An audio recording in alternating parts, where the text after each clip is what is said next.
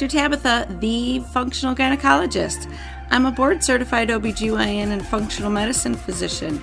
I've embraced the world of functional medicine and wellness through my own personal health journey, and I'm super excited to share my wisdom and unique perspective as it pertains to women's health. So if you're struggling with hormone imbalance, weight gain, period issues, anxiety, insomnia, you name it, then you've come to the right place. I want to be your functional gynecologist. So welcome.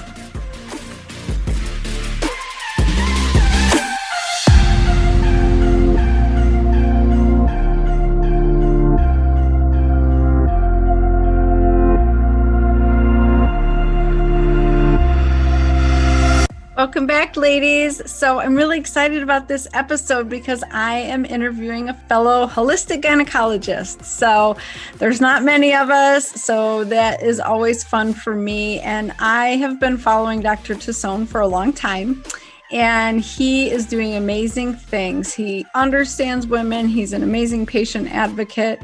And he has finally finished writing this book that he's been working on for so long. And everybody needs this book because he's going to explain to you that he has listened to like 40,000 women over his 20 years of experience and come up with 12 archetypes of different hormonally imbalanced women. And you're going to fall into one of these 12 stories. You know, that's just how it works. And the amazing thing is that you could be one way for a few years, and then a few years later, you could be a different archetype. And so he's going to talk about all this, and it's just so easy to understand, and you're going to relate to it. You're going to be like, oh my gosh, that is me, because he describes how these women feel and what they're going through.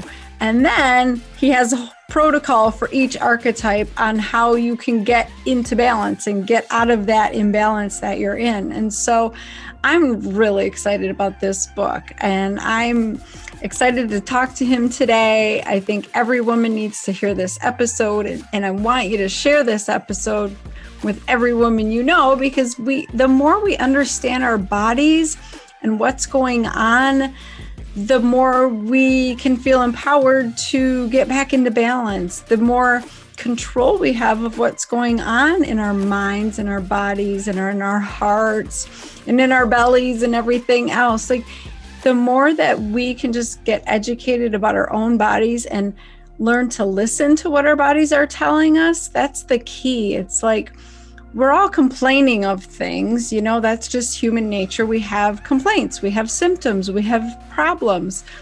But if you can figure out what your body is saying with those signals, that's gold, because then you can start altering your behaviors. You can change what you're doing or what you're eating, or you can realize that you might be deficient in something or getting excess of something.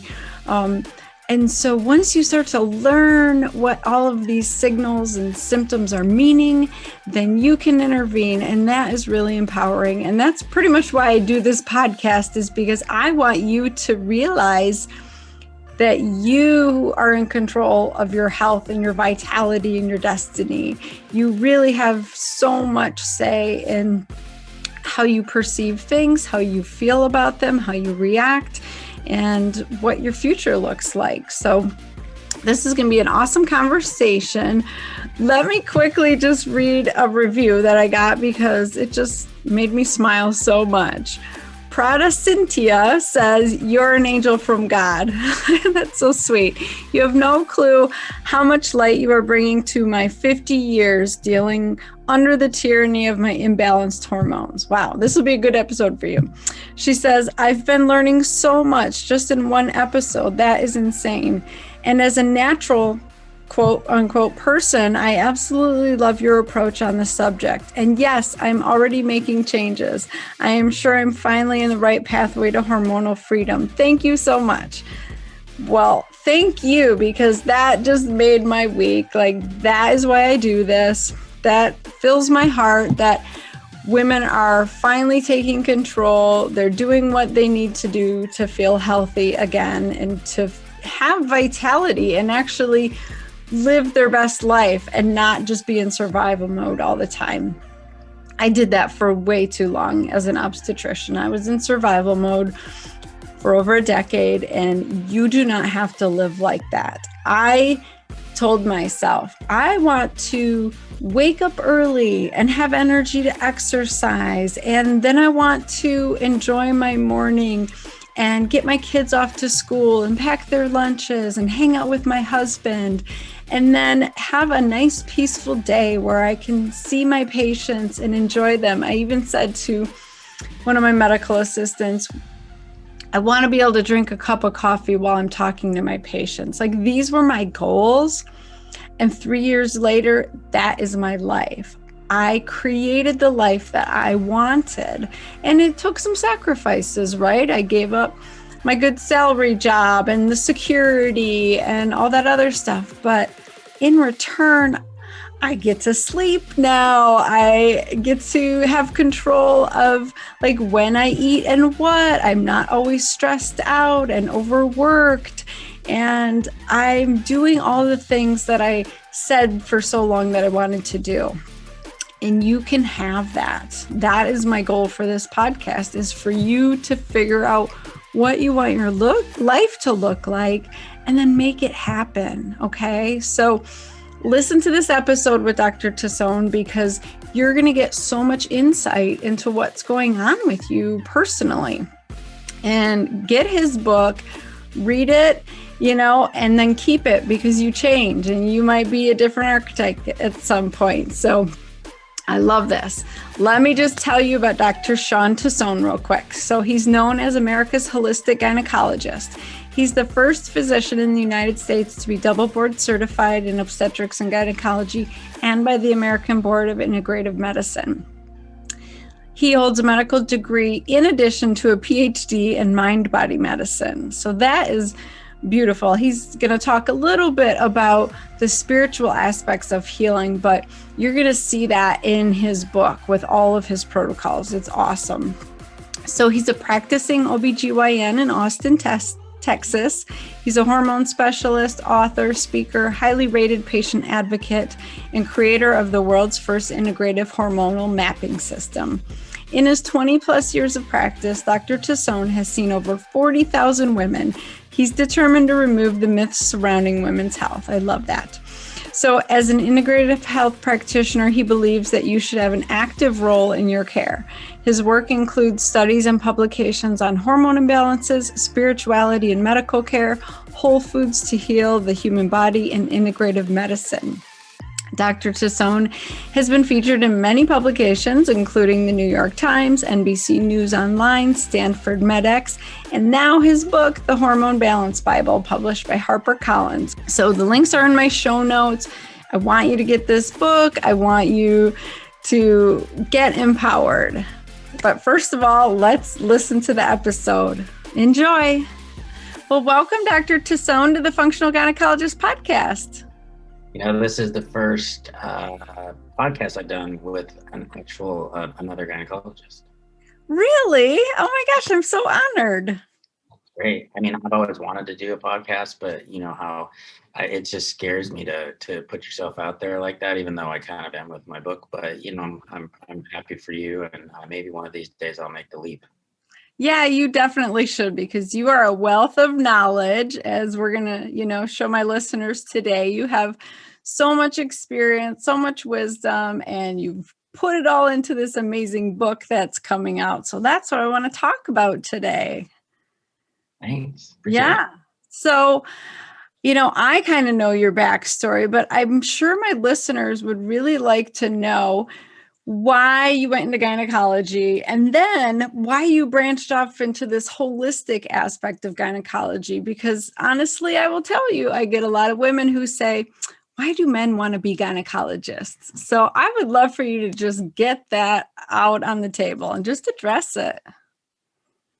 I think, when we go through our third and fourth years in medical school and we go through all the rotations, I really struggled with what I wanted to do. And I'm kind of if you look at the different professions, and this when you're making that decision, they all have kind of their own personalities. Like internal medicine are the really kind of nerdy, smart, really, they love to do calculations people. And what I found was that OB, pediatrics, and family medicine were kind of like, those were the people that I would kind of hang out with. They were kind of fun and nice. And then I liked surgery. I actually really liked internal medicine and was planning on doing internal medicine because I liked dealing with the complex scenarios. And I found that in obstetrics, we take care of diabetes and thyroid and all this other stuff. So it was kind of medicine. But I didn't want to round all day, which is what internists do, at least about 50 years ago, or when I was training, it seems like 50 years ago. And so I just I liked ultrasound. And obviously when you're 27 and you think what you want to do, you think, oh, delivering babies is awesome. I could do this forever. And then you hit like 45 and you're like, oh my God, what was I thinking? Because you're worn out. Mm-hmm. But I think overall, it's just a happy profession.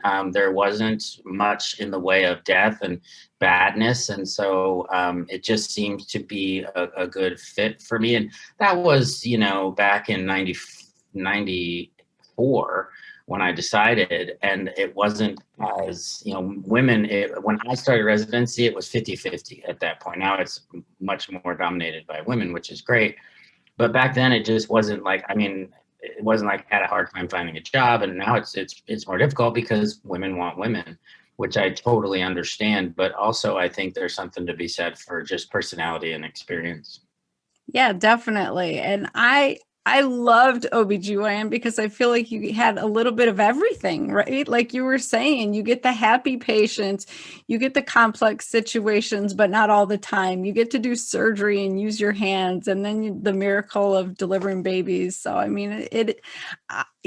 I completely see why men go into obstetrics. It's so fulfilling and rewarding. So, but I just wanted you to address that because women always ask me. But I want to hear about your mother and, your transformation, because I feel like you grew so much as a physician and as a person just by, your experience with what happened with your mom. Well, I think growth happens obviously when you're under pressure and under strange circumstances. Sometimes I was a second-year resident and kind of feeling at that point like I knew everything. I was a second-year resident, I knew it all.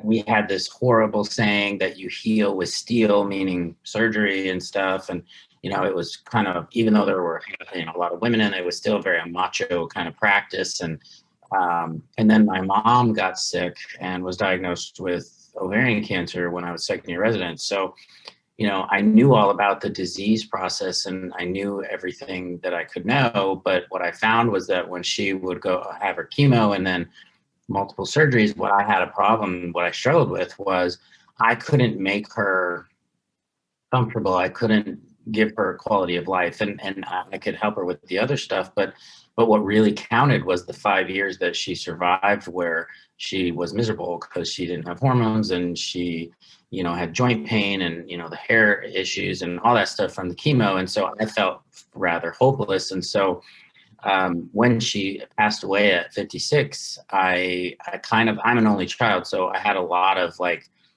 quiet time and I didn't have a whole lot of people that I could share the experience with. And I was reading a book, and I joke, when you go through a spiritual kind of issue, you often go to Sedona, and I was living in Arizona at the time, so I went to Sedona for the weekend, and at the time was reading a book. It was 2001 by Andrew Weil called 8 Weeks to Optimum Health. At that time, he was talking about crazy stuff like fish oil and CoQ10 and magnesium, and I was like, what is this? This is crazy.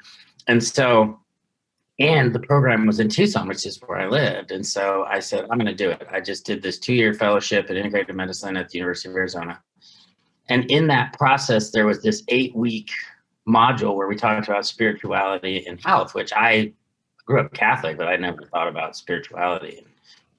So then I just kind of I've really, really felt like I needed to learn more about that. So that was my personal journey started there, I think, when I decided to do a Ph.D. in philosophy, but it's more of a mind-body medicine twist to it. And so I traveled South America and lived with indigenous healers for a few weeks at a time and learned how to heal without medicine and learned kind of more about the mind-body connection. And I saw some pretty crazy things. Even now, sometimes I think about it and I'm like, how that I really have no way to explain some of it. Wow. So I learned that there's so much more out there. And, going through that, I wasn't thinking that I was was just doing this for me. This was like a personal kind of hero's journey. And what I found was that I just started incorporating it into the way that I practice. And then over time, the book came out of all of that. And so it's been kind of a great journey on the other side. Yeah, I love that you figured out that there's just more to cutting the cancer out and giving the chemo. And there's a whole person who's struggling and who needs physical touch and positive energy and love and all of these other things. And, you go out and you get your PhD in it. I mean, that's like taking it over the top, but that's pretty awesome. And now you're doing all of this beautiful work with patients. So thank you so much for, writing this book. I want to talk about the Hormone Balance Bible because it's so cool. So give my listeners kind of a basic overview of what the book entails. So it's funny you made the comment, people ask, or women may think this thought, like, why would I want to listen to a man when I've got Sarah Gottfried and I've got Aviva Rome and Tabatha Barber and all these people? And it's like, this book, I've always said, it's not me telling women what to do. I've over the last 20 years, I've really just sat and listened. That's kind of what we do. And what I noticed, and this was the basis of the book, is that over the years, as I've really focused on hormones, Suzanne Somers put me as a reference in one of her books, Sexy Years, like 12 years ago. And so I've gotten tons of patients over the years just from that and really developed this practice. But what I found was there were certain storylines that kept coming through. And just as I sat there and would listen, I would hear, women with progesterone deficiency talk about how they couldn't sleep and how they were anxious during the day. And they had irregular periods and heavy periods and all this stuff. And so about probably 5 years ago, I started compiling all these stories and there were common threads. And I booked them, I put them all into 12. I'm huge into archetypes. I like story. I like narrative medicine. And I find archetypes. I read a lot of Caroline Mace and Sally Hogshead, and they do a lot of archetype language. So what I found was that if I talk to patients in that lingo, like stories versus just saying, oh, you have estrogen dominance or testosterone deficiency, I would often see the light bulb go off, or they would cry because I was just kind of hitting the nail on the head after they'd been told for years that their hormones were fine and that they were just getting older and, the whole story. And so I put all these into 12 storylines, or what I call archetypes. So like estrogen dominance is the queen and testosterone deficiency is the nun. Low thyroid is the underdog. And it really, and then I figured out, well, once I have this storyline, how do we fix this without, hormones are important, but not the end all be all. So I came up with a 6-step process to fix each of these 12 that I've called the Shines protocol. That is a spiritual practice, hormones, infoceuticals. Infoceuticals are things that are like the energetic aspect of medicine, which is kind of what I've spent a lot of time looking at with my PhD, but acupuncture, essential oils, Reiki, healing touch, things like that. Nutrition, exercise, and supplements. And so as you can see from that 6 steps, 5 of those are self-care. You don't even need a doctor for those. It's just the hormonal part that you might actually need a physician for. So that's what the book is about. It's all 12 of the archetypes. I talk about different types of testing, blood, serum, saliva. Talk about, I have a quiz that's not, everybody has a quiz now, but my quiz is 36 questions. And on the back end, there's this pretty complex algorithm that I came up with because I majored in math in college. And so it's pretty accurate from what I see. I've probably had about 30,000 women take the quiz so far. That's incredible. That is so cool. I mean, that's a lot of data right there. So yeah, you need to share this information. What is the most common archetype that you see on your quiz? Going into it, I was pretty sure that it was going to be estrogen dominance, Right. which is fine because, we've got problems in this world with exogenous estrogens in the food and stuff like that, and obesity and birth control pills and things like that. But far and away, the number one archetype across the age spectrum is testosterone deficiency, or the none. And I think that testosterone deficiency is basically the plague of the 21st century for women. I don't think it's talked about. I think that we know women are minimized by the medical system as it is, but in that particular aspect, it's not even discussed. And there are 10 or 12 FDA approved medications for men. There are 0 for women with regards to testosterone. So we compound things, but now the compounded hormones are being attacked. And so it's really hard. And I can tell you that women that are low in testosterone, at least what I see, is, fatigue, especially around 4 or 5 in the afternoon, hair thinning. Women often associate it with decreased libido, but it's more about decreased energy and feeling good about yourself, because that then translates into libido. And, sex is not just testosterone, as we're aware, for females, but I see it across the board all day long. Yeah. Oh my gosh. I couldn't agree with you more. I find that not only is it the most common, but it's the most underdiagnosed. People just aren't looking. Nobody is checking. Nobody's thinking about testosterone in women. I know that was my own issue. And it's like, you have no energy. You're struggling to get through the day. Like you said, the hair falling out. You try to exercise and you can't get any muscle mass. You can't get any of that lean muscle to come on. You're more tired, right? So, oh my goodness. This is so good. So what do you think is the first thing that women should be doing? Should they be going to their typical doctor and just asking for a testosterone check, or should they be searching out someone like us? I mean, So there's 2 problems. One is, in conventional medicine, physicians don't usually order. Well, first of all, they may not even order testosterone, and if they do, they usually order a total testosterone and not a free testosterone. We need the free testosterone because that's the active form, as you know. The second thing, on the other side of the spectrum, we have the functional physicians who are not even physicians, but the functional practitioners who, they do a lot of testing, which is great, but then they really just want to sell a ton of supplements, and then they're not really totally helping the client. So there has to be this kind of middle ground, I think, where we can test blood or urine, however they want to do it. And we're looking at the values. So like free testosterone, a normal free testosterone is 0.2 to 6.4.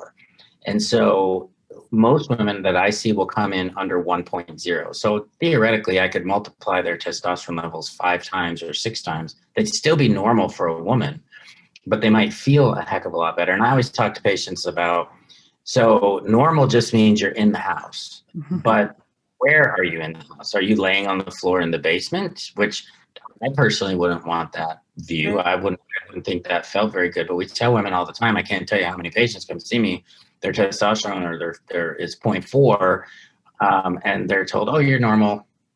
That's just part of getting older, work out more, blah, blah, blah, the whole 9 yards.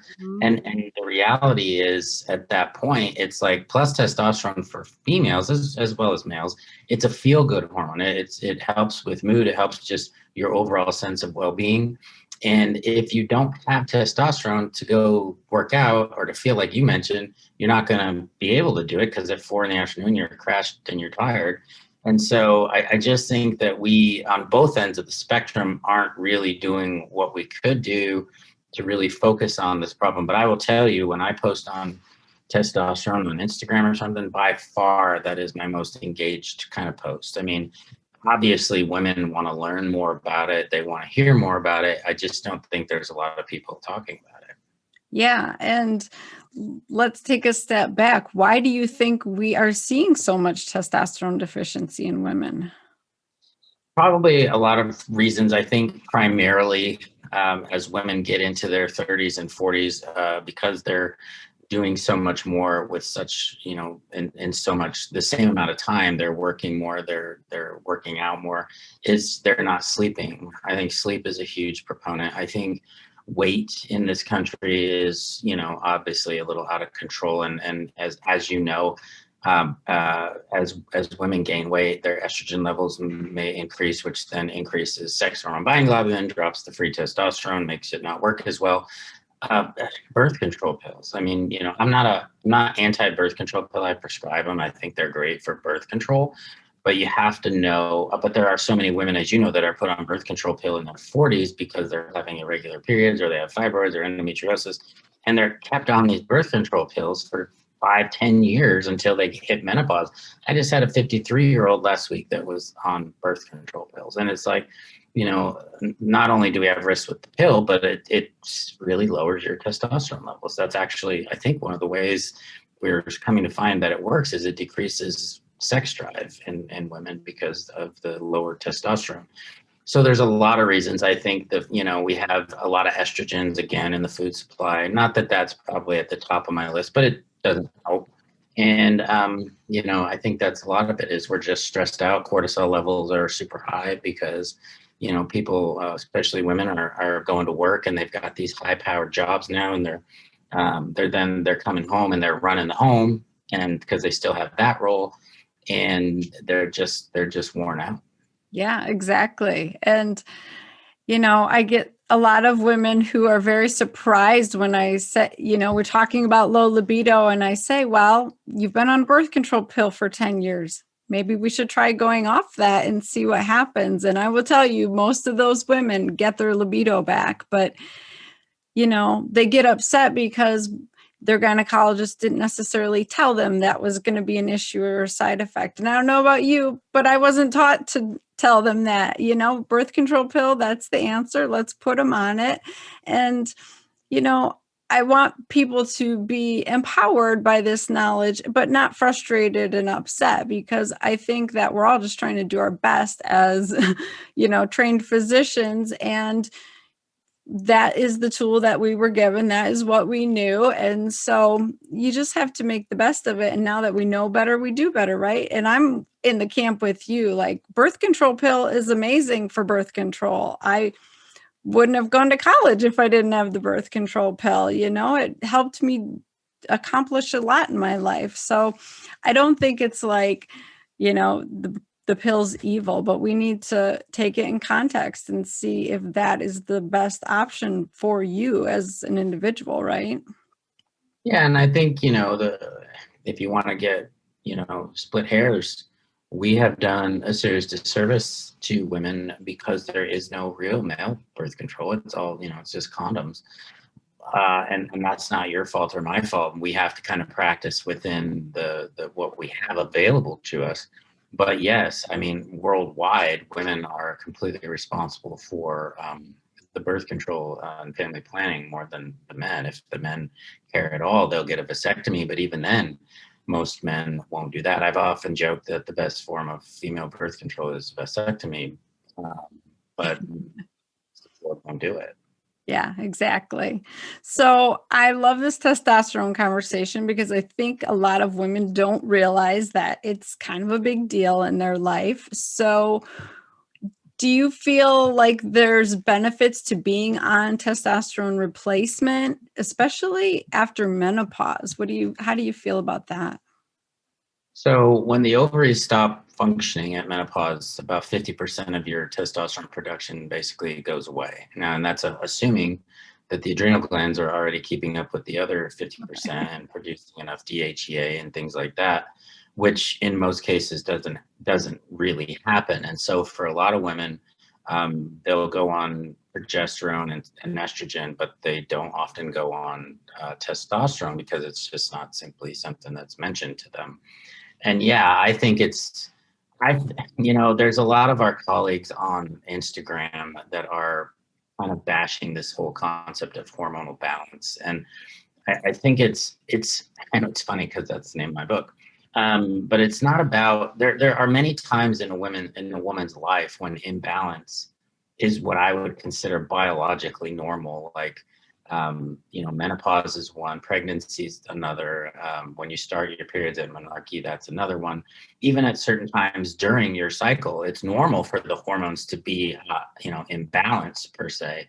When I find that it's a problem for women, like with testosterone, is when it interferes with the way that they want to live their life. And so when that hormone imbalance, to tell women that hormone imbalance doesn't exist, to me is misogynistic and is doctor splaining and really medical gaslighting again, because it's like, for women that have low testosterone, I can tell you, because I've seen it thousands of times, is that the slightest increase in their testosterone levels can make a pretty dramatic change in just their well-being. I see it all the time.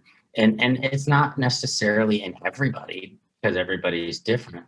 But sometimes I got to use topicals. Sometimes I use sublinguals. Obviously, I'm not a proponent of pellets. I don't like pellets, but that's another option that a lot of women have.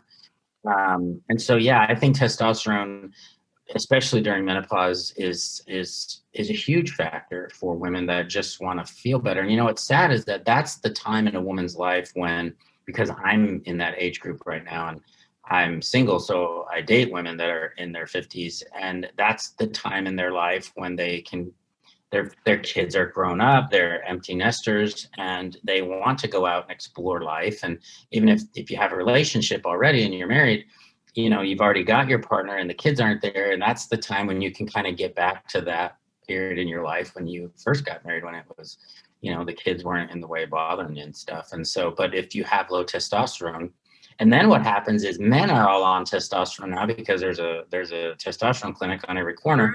Right. Getting jacked up, and we're ignoring the females, which then makes that dichotomy, that sex drive issue, even more apparent.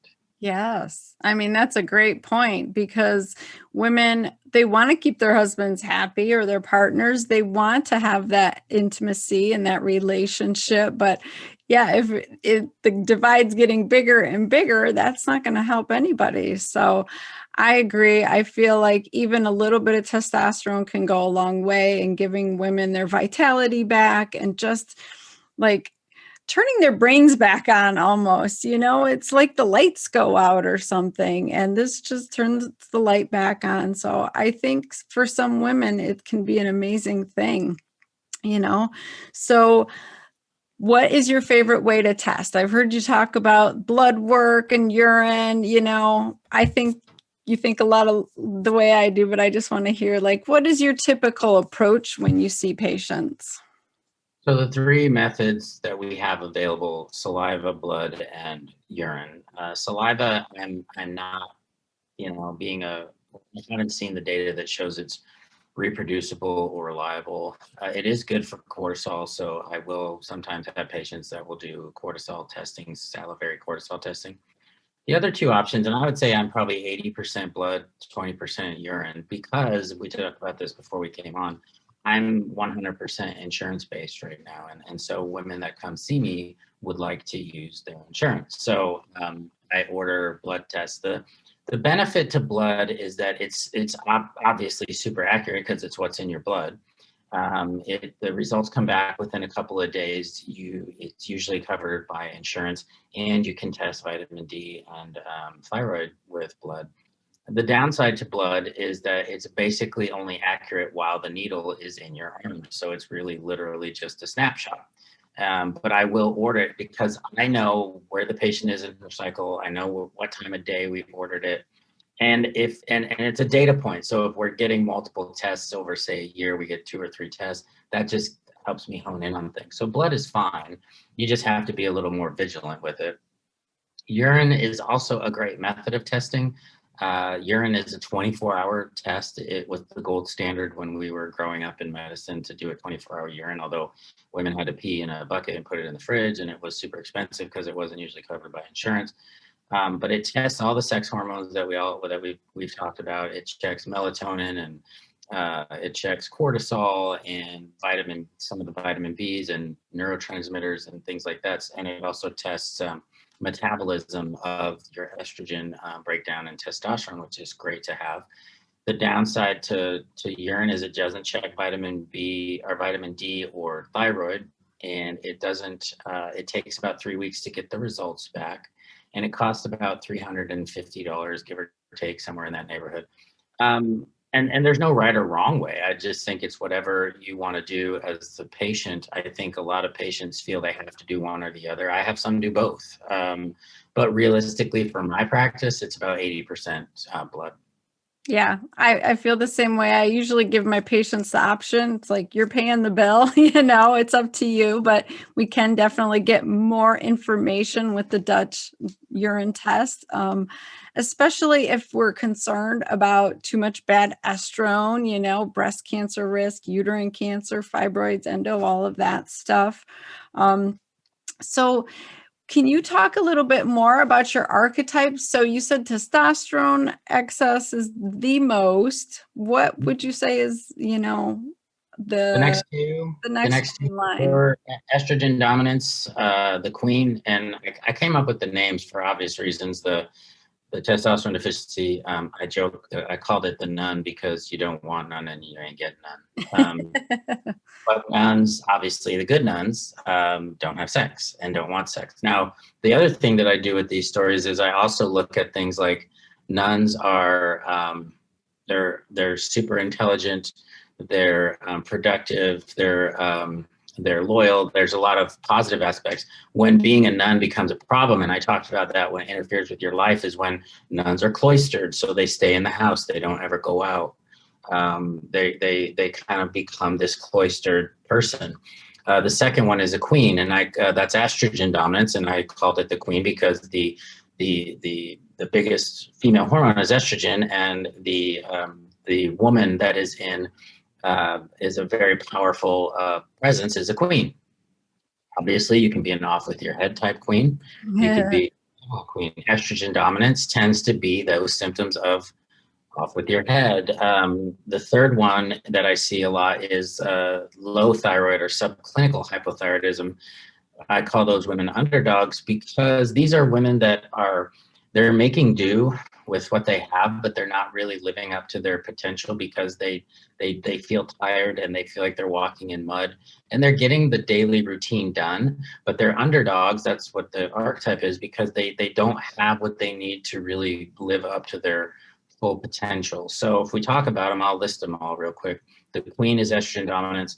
Progesterone deficiency is called the unbalanced heroine because the hero's journey for women is pregnancy, and that's progesterone dominated. So women that have low progesterone, I named it the unbalanced heroine. We talk about the underdog. Hyperthyroidism is the overachiever. High cortisol is the workaholic. Low cortisol is the saboteur, and I call them saboteurs because these are women that take care of everybody else at their own expense. They're not taking care of themselves, so self-care is super important.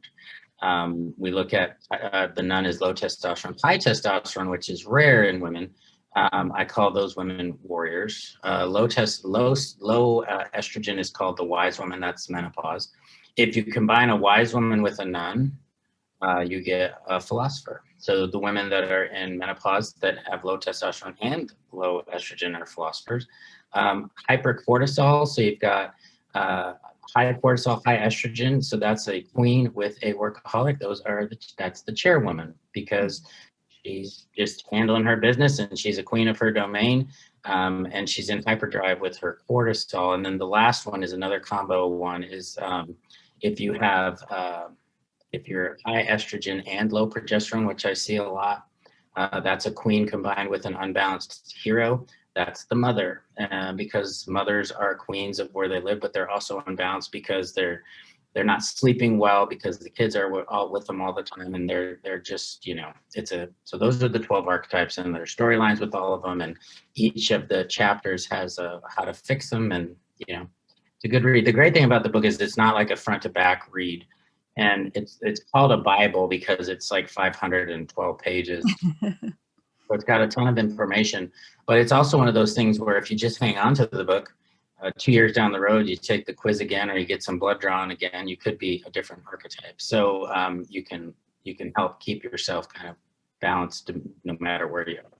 Yeah, I think that's so awesome. Like you're saying, just keep it, because we go through changes. We're not always one archetype. We don't always have one hormonal pattern. We change as our lifestyle changes, as our age, all of that. So I would love to see medical students and GYN residents reading this book and carrying it around in their white coat, like they carry around, whatever we carried around. I don't even remember.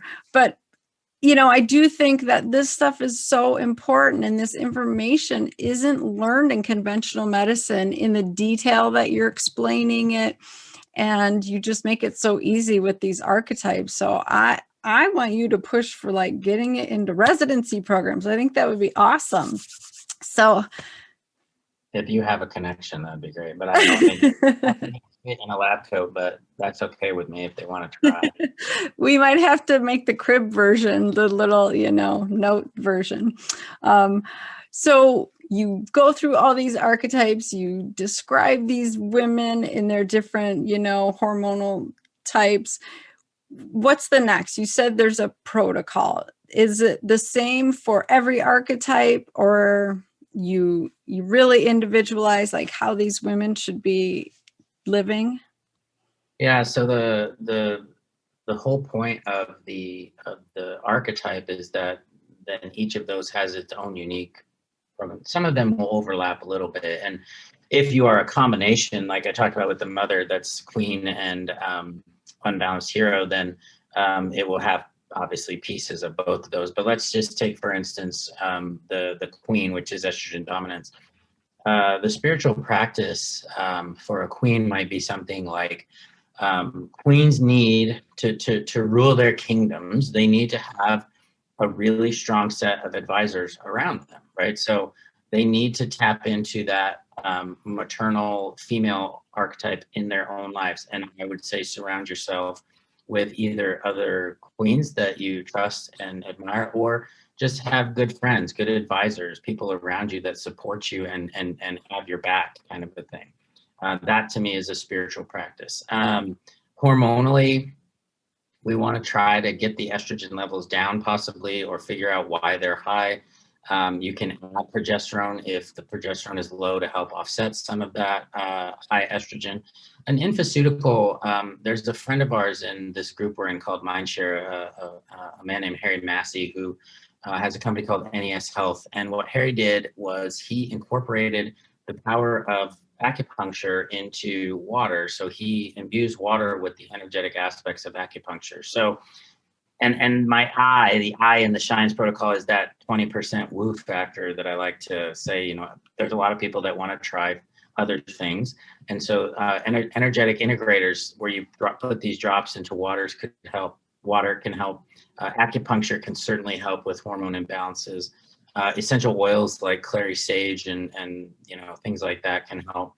Nutritionally, you want to make sure that those women aren't eating too much in the way of phytoestrogens. So I talk about that a little bit. I also talk about increasing fiber, because fiber will grab onto excess estrogen in the blood and hold it in the stool, so you can help remove some excess estrogen. Exercise for queens, to me, is really just getting out there and doing something. I think for them, I recommend high intensity interval training, whether it's like something like Orange Theory or F45, lifting weights, things like that. And then finally, supplements can depend on how you process estrogen. So it could be something like DIM.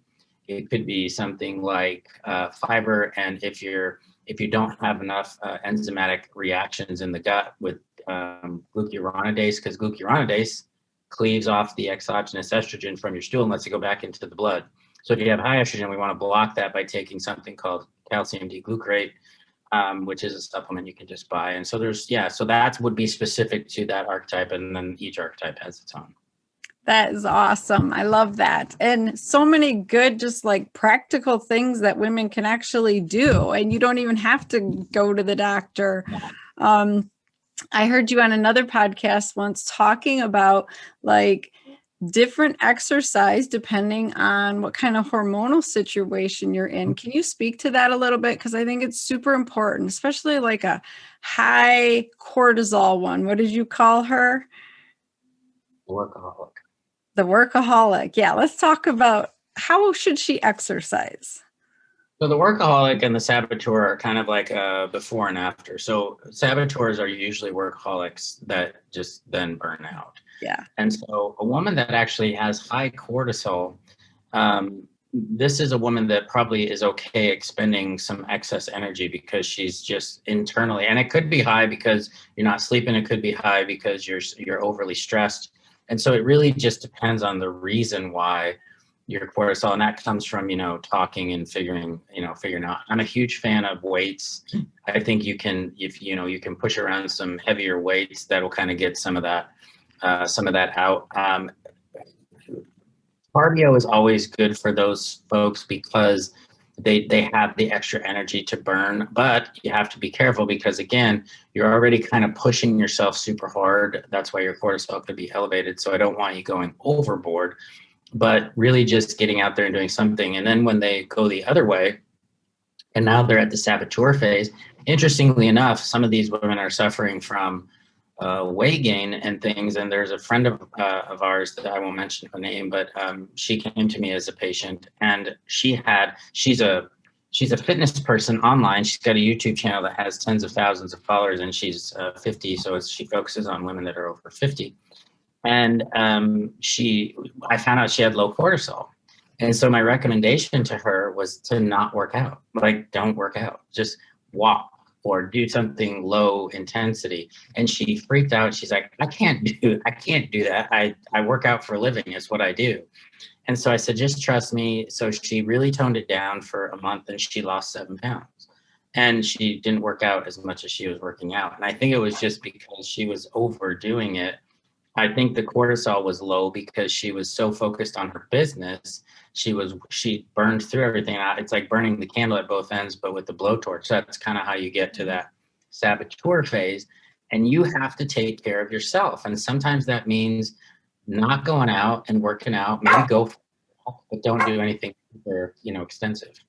Yeah. Oh my gosh. So sorry, my dog's trying to eat a fly.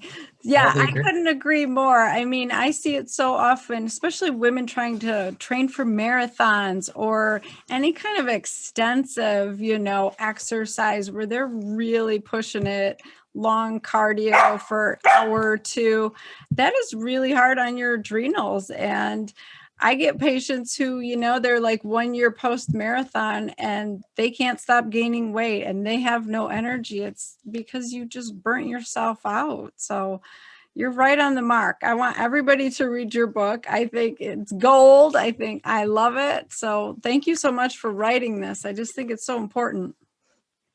Well, it took a long time. It's funny because when you get to this point, people are like, oh, this guy came out of nowhere. And it's like, well, let's see. I did that 2-year fellowship. I did a 6-year Ph.D. The book took 5 years to put together.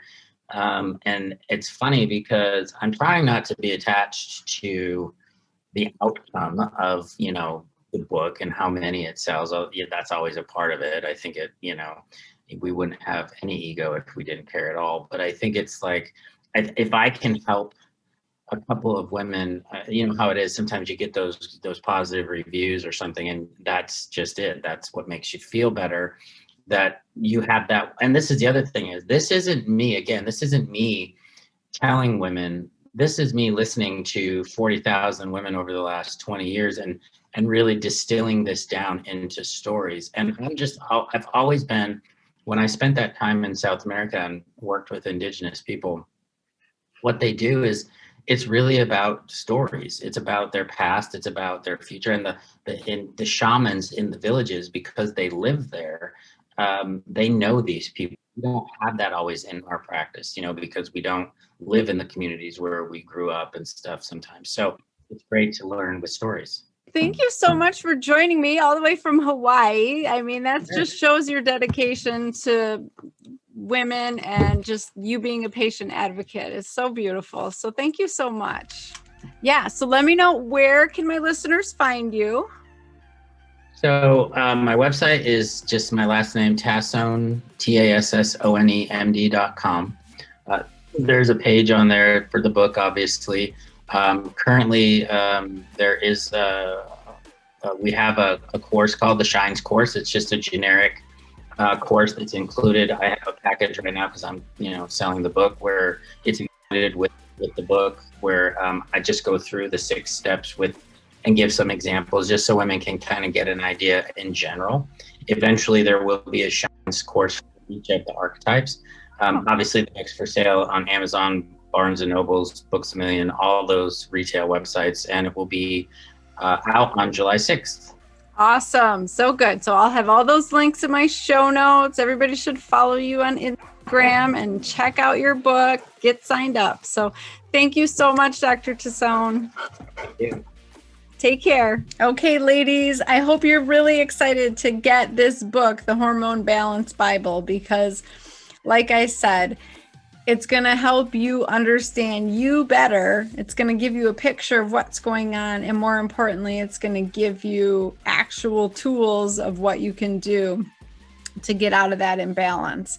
And, like Dr. Tassone said, maybe in a couple of years, you're a different archetype. So keep that around as, kind of the Bible, something that you can use to reference.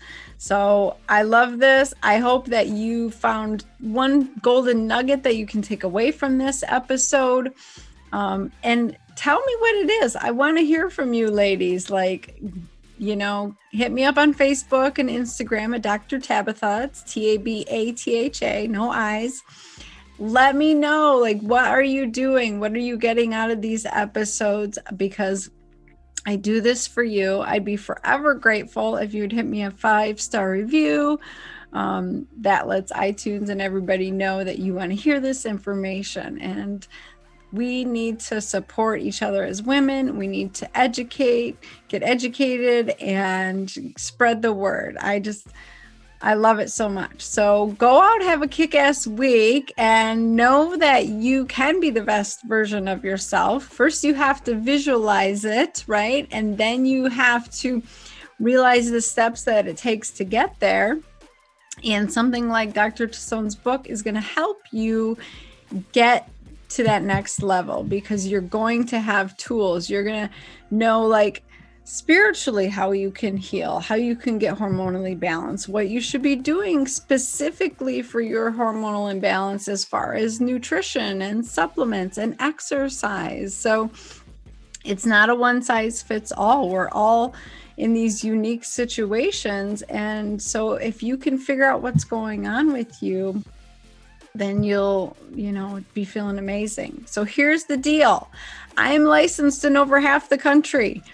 The few states I'm not licensed in, I can see you as a health coach and still help you figure all of this out. But I'm telling you, don't hesitate to reach out to me at drtabatha.com. Schedule a new patient appointment with me. I will help you figure out what archetype you are.